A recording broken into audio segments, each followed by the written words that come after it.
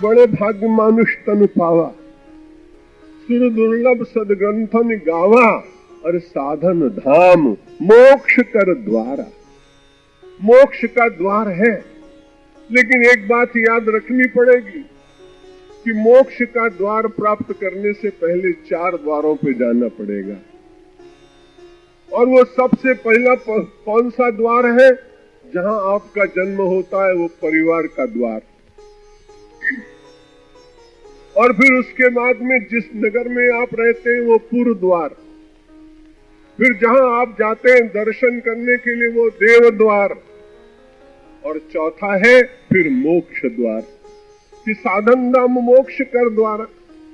मोक्ष का द्वार प्राप्त करने के लिए व्यक्ति को परिवार द्वार, पूर्व द्वार, और उसके बाद देव द्वार, और उसके बाद गुरु द्वार, ये चारों द्वार प्राप्त करने के बाद में मोक्ष द्वार मिलेगा।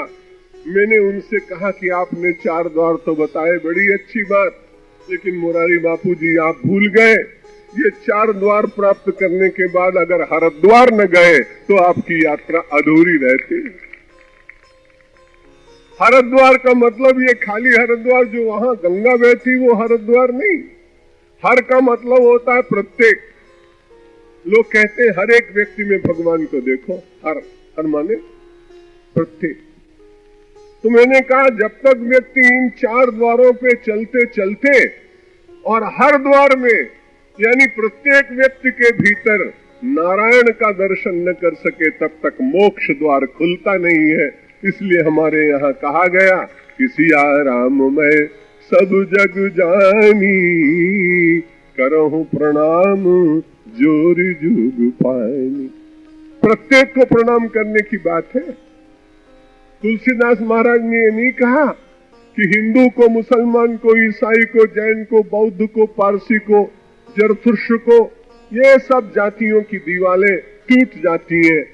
जो दीवार बनाता है, जो दीवार बनाता है वो द्वार नहीं खोल सकता, और जो द्वार खोलता है वो दीवार की महिमा मानने पर भी केवल संरक्षण की दृष्टि से उसको स्वीकार करता है, दीवार की सत्यता को स्वीकार नहीं करता।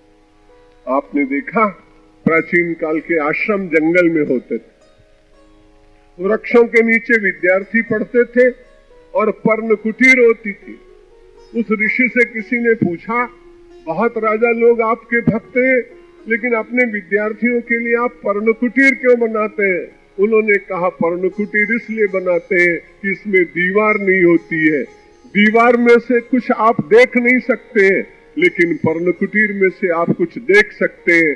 आज लोग ट्रांसपेरेंसी की बात करते हैं, लेकिन हमारी संस्कृति में तो गुरुकुल से लेकर और मृत्यु तक हम केवल पारदर्शिता में ही जीवन जीने का प्रयत्न करते थे, इसलिए कोई किसी के प्रति संदेह नहीं करता। ऐसे ही और वीडियोस प्राप्त करने के लिए हमारे चैनल भारत माता को सब्सक्राइब करें